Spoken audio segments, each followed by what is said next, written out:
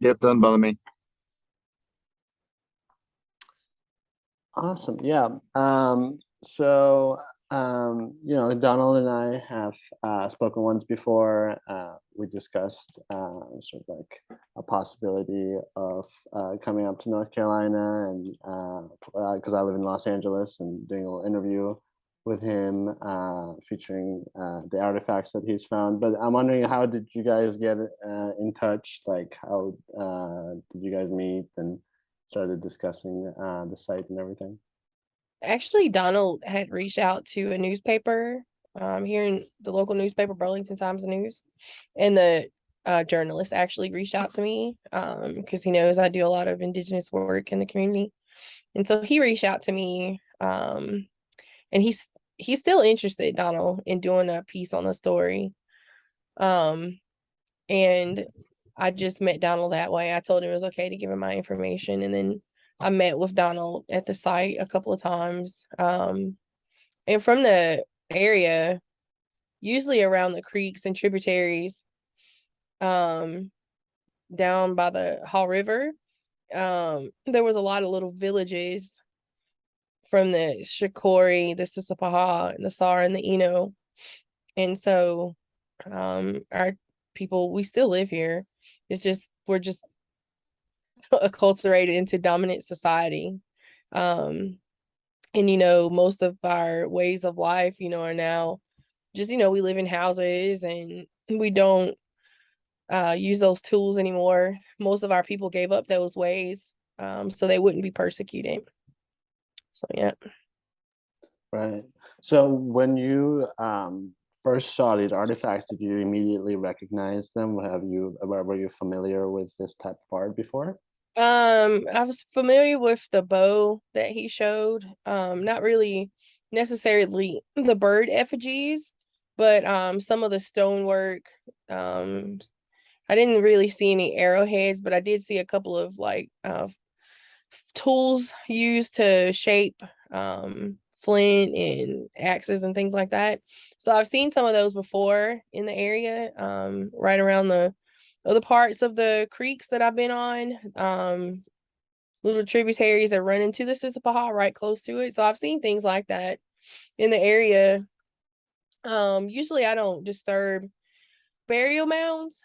And there's a lot of burial mounds out here. If they've been undisturbed in the like forest part, you can still see them, but most of the farmers cleared the land, so most of these artifacts get turned over with the soil. And then here, where that new development is, that has been it's kind of was undeveloped for a really long time, so it was just laying there. And when I questioned the city about it, the city said that they didn't have an environmental impact study because it had dated back to 2008 when those plans were made up, and so nobody knew. There'd been a lot of turnover in the office, so they really couldn't provide me with an environmental impact study. I can't tell you if they reached out to the tribe because it was so long ago and I don't know the rules. And I know our tribe doesn't keep records for that long, like who contacts who.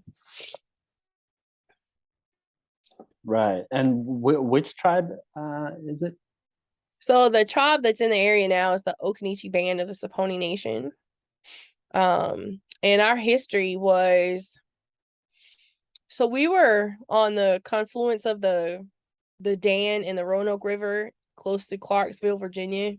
And these areas were like our just, yeah, we would travel back and forth between Virginia and the Sissipaw River, which is about almost an hour by car, but normally within this region.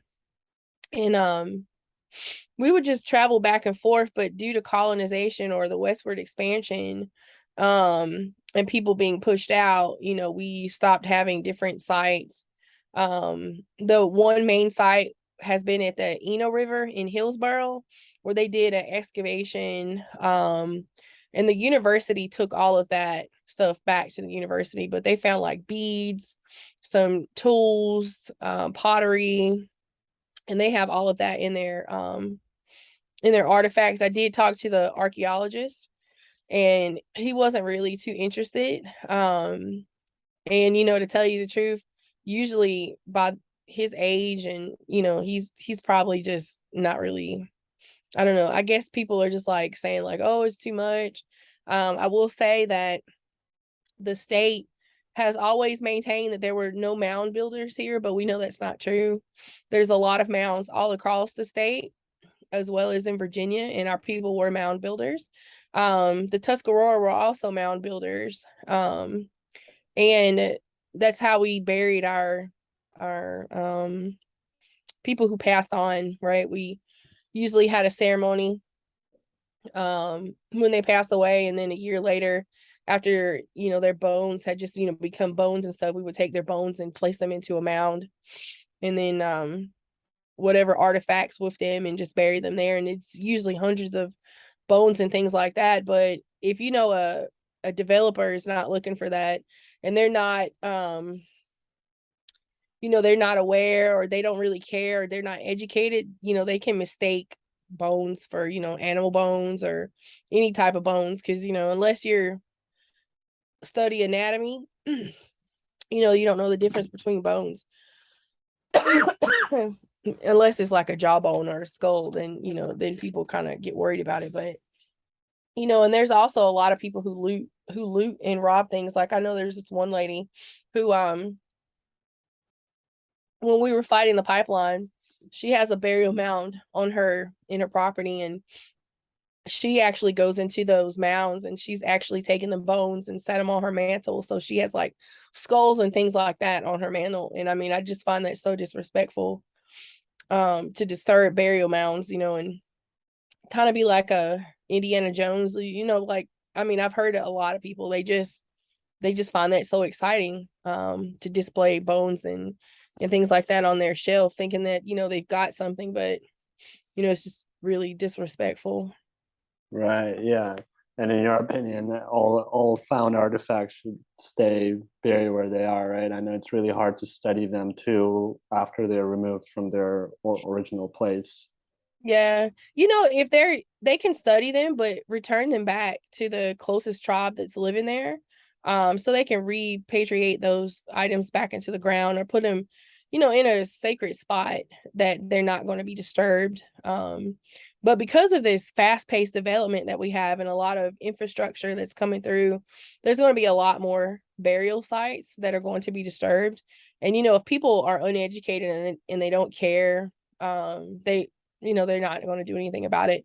I can honestly tell you, there's people in the community that don't even know we have a indigenous tribe here in the area, even though we have people in the community. The East Coast has done a really good job of destroying the history of indigenous people. For one, most of the people associate indigenous things with Boy Scouts, because the Boy Scouts have had such a huge, I guess, culture, or like appropriation, because they do a lot of Indian lore, Indian folklore, and most of the people who are here were in Boy Scouts, and then they feel that they're part of the tribe. Like, I've talked to several of them, and I'm just like, that is not, you're not part of the tribe because you went to Boy Scouts. um and it's always, we're trying to educate and show them how to do things respectful, but sometimes you just can't get that through people's heads. Yeah. Oh, yeah. I had no idea that Boy Scouts actually appropriated um, native native traditions. Yeah, Would you say in yeah, storytelling? if you Google Arrow of Light Boy Scouts, Okay. or Arrow of Light ceremony, Boy Scouts, you'll see there's this huge um ceremony that they put on, where men dress up with like war bonnets, and they usually shoot a flaming arrow through like this circle. I mean, it's a big important ceremony, right? Because one is the order of the arrow, and one is the arrow of light. So one is going from Cub Scouts to Boy Scouts, which my son got, and I didn't know any of this until my son was actually in the ceremony, and I can Right. even a video of that. And then there's another one when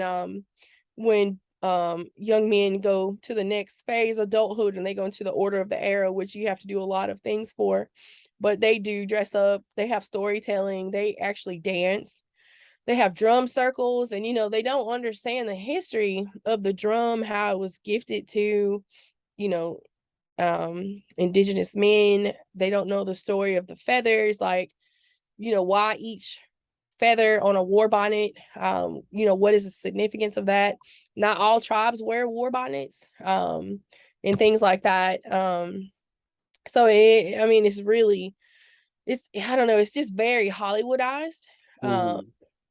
and Hollywood did a really good job of kind of, I guess, making everything into one, right? Like all indigenous people should be the same, when there's like, thousands of tribes in the United States, and each one very different from the other. They have some similar things, but very different people. So yeah. Right. And like if something sort of like doesn't fit this Hollywoodized way, I feel like people don't even like take it very seriously. Like for example, with Donald's artifacts, like it's not very easy to like recognize them as an artifact right away. Right. So do you think that's kind of why it's also being a little ignored, just because it's something that you can't immediately perceive as an artifact? I do. And that tribes here on the East Coast, so there's like this divide, right? So when people think of um American Indians, they think of Indians that are on the Trail of Tears, right? So from the 1800s forward, not much is known about the history of the indigenous people before the formation of the United States, which happened here on the East Coast. So all of that history has been kind of washed away, even in the United States. History books, world history in high school, they don't really talk about American Indians in the context of, one, we helped form the Constitution, the Great Law of Peace, helped form this, shape the U.S. Constitution. Um, the Haudenosaunee women, which is a Six Nations group of women, they help form women's rights, and giving women the right to vote. Um, they don't talk about all of this history other than Thanksgiving, right? Which is such a myth, right? That's the only thing that they reference, um, American Indians before the formation of the United States, how we helped the Pilgrims survive the winter, and none of that is really true. And so now you see a lot of people trying to come out and document the true history of what happened, try to untell some of the stories or the false lies that have been told. But yeah, Hollywood has done a really good job of kind of skewing people's vision of what, one, what Indians look like, and two, what how we live, because we still get, do you live in teepees, right? And we don't, on this coast, we don't live in teepees. you know One, it's very harsh to live in a teepee in the winter, and um things like that, and it's very difficult to transport those things back and forth. But yeah, I'm telling you, it's amazing. Like, we have to go and really undo these damages that's been done even to our own children, because they aren't taught properly, because our history has been stolen and taken from us. Yeah. And when when you saw the artifacts, like how did you feel about them? Did you sense that this is like something that was like a part of the burial ceremony, or could it be used for something else? um when I saw the artifacts that Donald had, one, I was like, wow, this is pretty amazing, because most of the stories that have been told were by John Lawson, who came in the 16 and 1700s, or Ledger, who also came around the same time. They were, I don't know, what do you call them, explorers, or I have to look up what John Ledger was. His title, he was a he was a German physician and explorer of the Appalachian Mountains, but he came here and he documented things that he saw. And I really was like, wow, Donald could have stumbled onto a town that was here that was erased out of history, right? Because Graham has had such a volatile history in the last 200 years that, of course, they would erase the indigenous people out. We had this man, his name was Walter Pleckler, and he did a eugenics movement right around the 1900s. And so from 1800 until 1900s, you had the Trail of Tears happening, but you also had an erasure of a group of people. So if you were not native, or if you were native and black, they really tried to turn you into a different race. So that's what happened to most of the tribes here. Either you were light enough to pass for white, or you were dark enough to pass for black, and they totally erased American Indian. And so we've had to go and undo that on a lot of birth certificates, death certificates, marriage license, and it all ties back to the land and the control of the land. Right around when Hallfields was formed, which is like a little, it's not really a town, but it's like a little area in Alamance County close to Graham. It's it's on the trading path, which is like a way that people would get from one part of the county to the other. And that area right around the river, because the Haw River is not too far from that site, that could very well have been on a trading path. And I really honestly believe it was a village. And usually when they excavate, or when you do an archaeological study, you have to kind of like look out and spread out. But I mean, it does take a lot of money to do archaeological surveys and studies. And I don't know if the school would want to do that anymore. The tribe in the community, like, I did talk to the administrator, and she didn't seem interested in it because they're like, they don't see the value in uncovering these types of documents and artifacts. And I'm just like, I think this is a piece to our past. It ties, it can answer questions, right? Like, if this was the village, one of the villages of the Sissepahaw, what an amazing thing that we have found, but when they keep destroying it by building houses over it, or building over burial mounds, we will never know. And Donald has previously mentioned that there can be like bones and bodies buried at the site. Um, would you say that by the way it looks, is it a mound? Is it something like, could there be actual bodies buried there? If I haven't really seen it, the actual rocks, but I could very well, maybe 90% say, yeah, it could be a burial mound. Like if he is finding all of these rocks, especially a bow that I don't know if he showed you the picture of the bow. Yeah. It's really huge. I really do believe it is a burial mound. And because of how water runs, it could have like shifted some things around. I wouldn't doubt that there was a burial mound in that area or that vicinity where those houses are being built. And if they find like a dead body, is that different for the state or the Well, yeah, construction company? yeah. Well, if they would just find the bones, unless they were fortified like in clay or something. Like if they found if they buried them in the clay, maybe they could have been preserved, but that would really take on the integrity of the developer. And to tell you the truth, I don't think these developers have any integrity. The city of Graham doesn't have any integrity. One of my husband used to work for the water department, and I guess the guy that was over the water department, he knows that there's a lot of Indian artifacts in the area, because he would tell my husband like, oh, I was over here after it rained and there was this creek and I found so many arrowheads and I found so many pieces of pottery. And I mean, he knows the value of it, because whenever there's a big rain, water just moves things and uncovers stuff. And so he's found so much artifacts, but he doesn't tell anybody. Nobody in the city of Graham knows he does that. He just told my husband because he's very romanticized by the culture, right? He's very again, it's like an Indiana Jones type thing. And I wouldn't be surprised if he's found a whole bunch of stuff, but again, he would put his job in jeopardy if he ever told anybody that he's doing this, especially up like informing the city.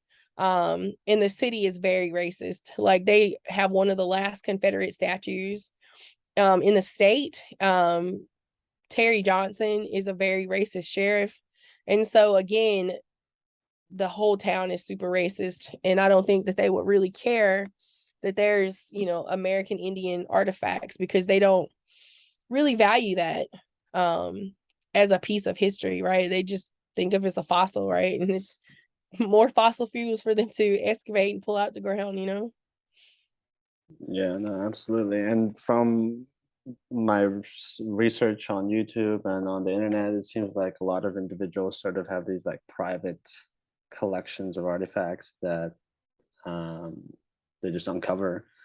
Um, yeah, and Donald, before you showed Dr. Cavalier the site, were you like nervous about it? How did you feel after you guys visited together? Because I know like you've been looking for, support in your excavations and in your theories. So, what did having Dr. Cavalier's support mean to you?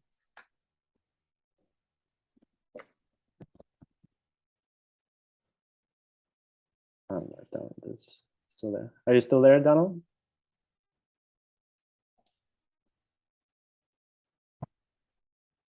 I don't know if I he's think he's muted. Maybe I'll ask him to unmute. Okay. Hello, Donald?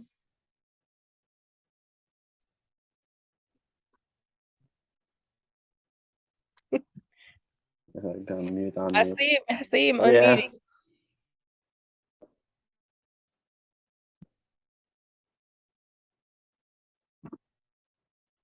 Do you want to try maybe reconnecting Donald to the call?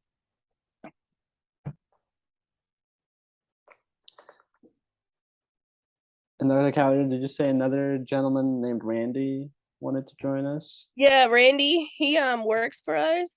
Um I don't know if he's actually connecting, but he had sent an email back to Donald and I saying that he would try to call after his meeting. Okay. Jason, can you text Randy and let him know that I sent it the link? And so I was just wondering, so from what I know, Donald has, tons of artifacts. Mm-hmm. Almost so many that he doesn't really know what to do with them yet. It's not, he kind of just stumbled upon this and it became such a big part of his life. Right. And I'm wondering, like, the state doesn't take it seriously, the city doesn't take it seriously. It seems like archaeologists seem to, not take it seriously either. So for you, what is like the ideal outcome of this, or like what Um, would you like to see happen? well, to tell you the truth, since we're state recognized, most of the tribes in North Carolina are only state recognized, and that still goes back to our treaties were formed with the colony, the English crown. And so the United States will not accept our treaty, right? And so we don't have the protections that federal tribes have. So like the tribes out west, like the Great Sioux Nation, or even the Northwest tribes, we don't have any of those protections like NAGPRA or the American Indian Burial Act. Any of those, we don't have those protections, and so we have to rely on the state. But we have to. It's just a miseducation of our people. Like they don't understand the value of trying to protect these sacred places. For example, I'll give you one. If you look up this is called Pilot Mountain, and that is a knob that is I forgot the name of the county it's in, but it's it has a native name. Jamokia is the name for Pilot Mountain, and that was the name that was given by the Sara tribe And of course they said that they're extinct, but we know that they were absorbed into other tribes to make them a larger tribe. And so people don't even know that those places like Pilot Mountain, Hanging Rock, Grandfather Mountain, all of these mountains that are now state parks were once our like sacred sites or burial mounds, or we did ceremonies there, and people just dismiss that. And so it's a re-education of one to our own people, because our own people had to acculturate for survival, but two, education to the public about what does it mean to protect sacred places. Like, we're like, well, we don't want to go and dig up, just regular cemeteries. So you shouldn't be digging up burial mounds. And so again, it's just educating people about what's the moral and ethical thing to do. Right. And like the documentary I'm working on, it's a lot about conservation of ancient art and pictographs. And I've noticed that like a lot of the time when people find artifacts and it's of an obscure variety, and there's not a lot of background known, like they tend to sort of give like supernatural explanations to them, or like, oh, aliens did this, or something like that. And would you say that's also a problem with miseducation? Because these people could actually like create these very complicated pieces of art, but Right. because we don't know much about them, we feel like they have to have some type of a supernatural sort of support to do this. Right. So I hate to say this, but us as Americans have taken for granted, or I can't really speak for, other countries, but as an American, I really feel that we have this air about us that we were the best civilized race, and nobody can fathom that there were earlier civilizations before us, like Egypt, or even our people here on the here in the United States, or even the Aztecs, right? That they were a high functioning society. They had, waterways, modern, I mean, not technologically advanced like we are now, but technologically advanced for that time period, right? Societies, way of life, laws, things of how we operated with nature. Um, and yeah, values. And now people just don't see that. And it's all because we have lost our relationship or our tie to nature, right? Um, and I really say it all comes back to colonization, uh, um, Anglicization, or command and conquer, where you go and take over a culture, and then you Christianize them or dominate them with religion, instead of accepting what they have as a religion, um, and just like killing people off, right? And we have just evolved into this really nasty, brutal group of humans, right? And we don't know how to relate to nature, and so of course that people don't want to think of past civilizations or how we are going to become extinct, right? Like, I honestly believe if we don't make a change in our lifestyle, that we will become extinct, because the globe, or the climate change is heating up, right? Like, we're getting degrees hotter, the Arctic caps are melting, we're pulling, we're pulling everything out of Mother Earth, and we're polluting our air. So we're ultimately killing the trees and the nature around us, because all of these things are coming back down. We have developed more cancers, and more diseases here, on Earth. And it's just killing us a lot quicker, all because we have forgotten how to relate to each other as human beings, because we're in such a quick, high pace, fast society, that we have to keep doing this, keep doing that. Just like, I don't know if you've been following the thing in the Nord Stream, right? The rupture of gas pipeline that's in the Baltic Sea, like that's in the ocean, and can you believe an underwater explosion disrupted a pipeline under the ocean, and now it's like gas is being poured out into the ocean. That is super scary. Like we're, killing ourselves, and for what, right? And I know a lot of people can't, I guess, wrap their mind around it, or it's too broad, but we kind of have to have this world view of, it's more than just us on this planet, right?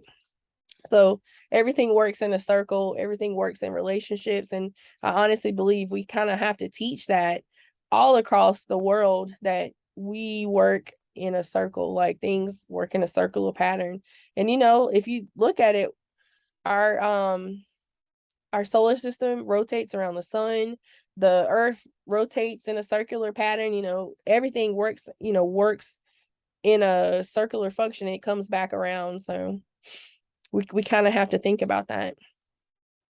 Yeah, no, absolutely. And when I look at Donald's videos and some of those artifacts, just the amount of knowledge people who made them must have known about just the different rocks. Like, when I look at a rock, it's just a rock, but Yeah. for them, it's, the fragility of it, the color of it. I know some of the type of rocks that Donald's been finding aren't even like native to the area he mentioned.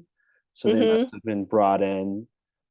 So this connection in nature, it's almost just by looking at the artifacts, you sense it, and it's kind of makes you think about that, and makes you think about how like the whole world around you is so much more complicated if you like Yeah. look at it through a certain perspective. So I think that's another reason why it's important to keep educating people about these, and hopefully make them see them for what they are, because it just shows how much more complicated things are, and Yeah.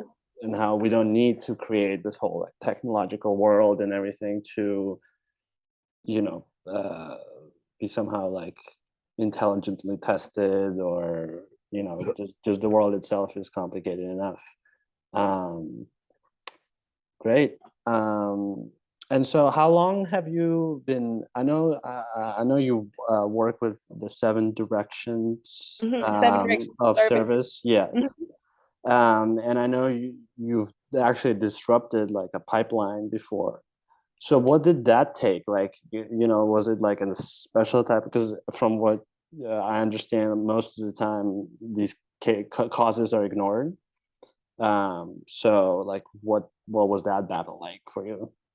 So when we first started fighting the pipeline, I was actually an elected tribal councilwoman on my tribe, and I had to resign from that position in order to advocate for the citizens of the community, because the tribe's official position was that we couldn't take sides.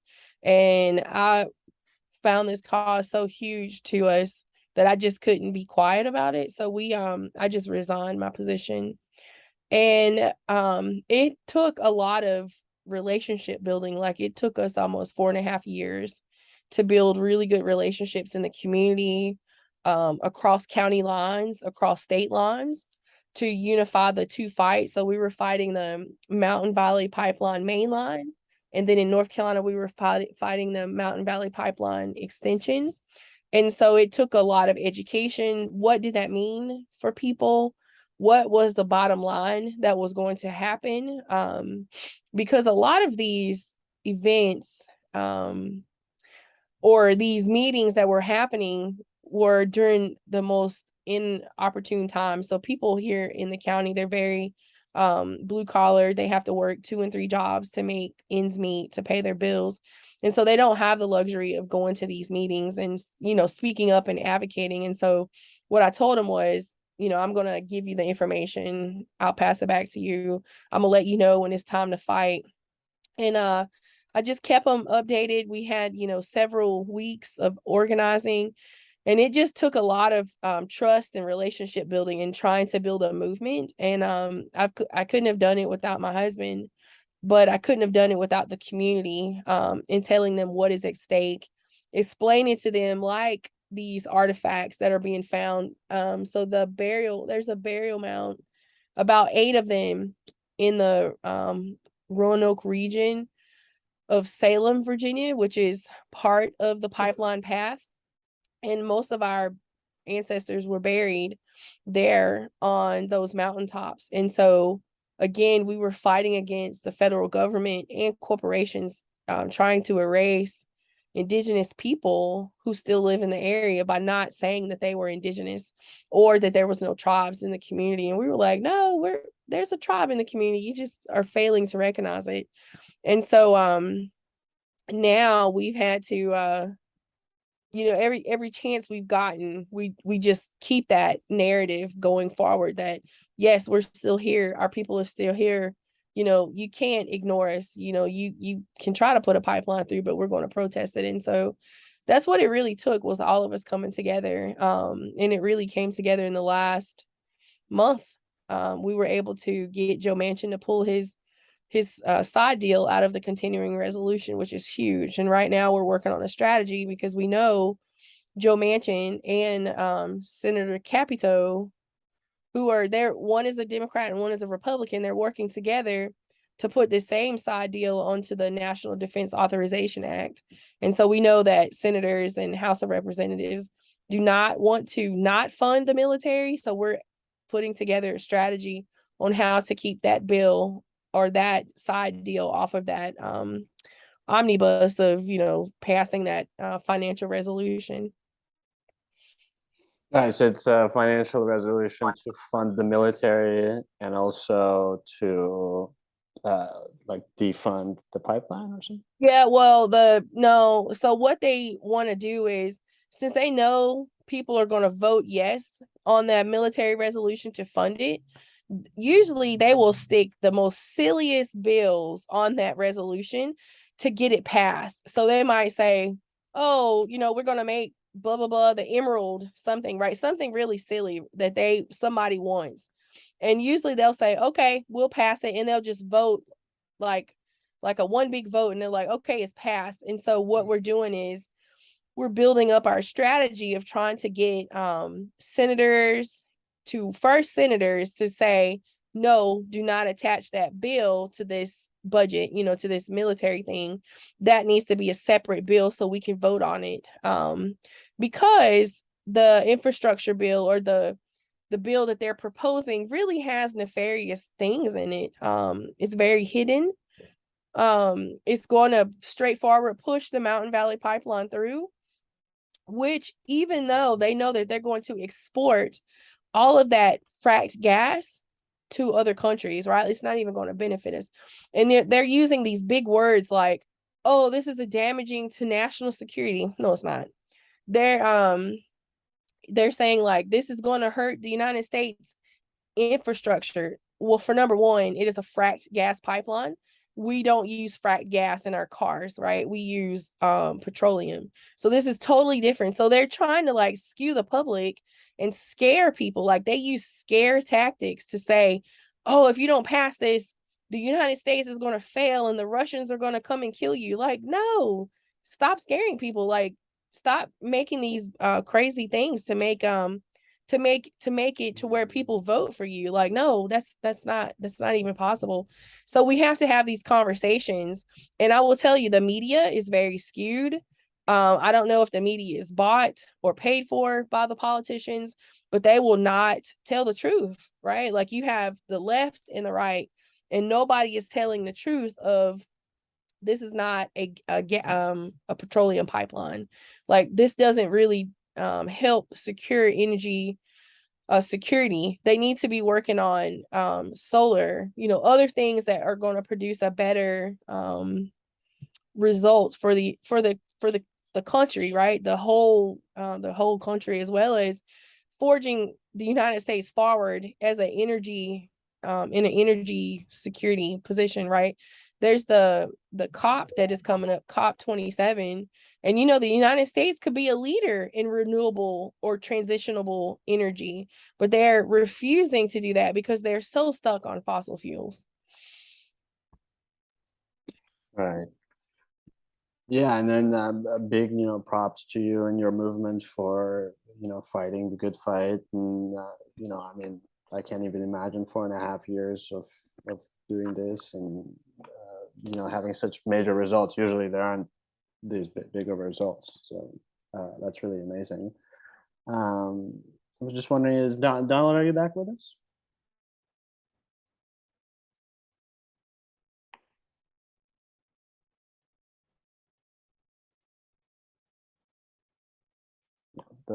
Doesn't sound like. And actually, I really understand your struggle because in my native country in Armenia, there used to be this